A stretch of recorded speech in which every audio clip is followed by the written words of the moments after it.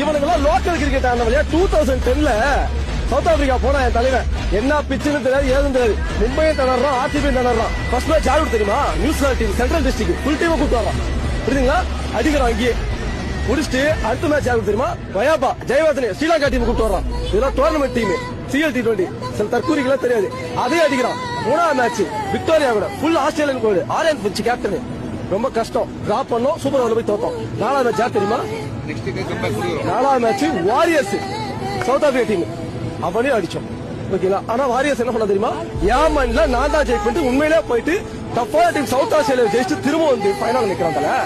விடுவோமா? நானு ஒரே ஒரு 132 ரன் வச்சு மண்ணக்க வச்சேன். சவுத் ஆப்பிரிக்காவிலே போய் என் தலைவன் அதான் கப்ப தூக்கிட்டு வந்தான். உள்ளூர் கப்பு இல்ல, வெளியூர் கப்பு பார்த்தா அன்னைக்கு எழுத ஆரம்பிச்சான் சவுத் ஆப்பிரிக்காக்காரன், ஆஸ்திரேலியாக்காரன். டேய் இவன் பெரிய ஆள் போனதுடா. டேய்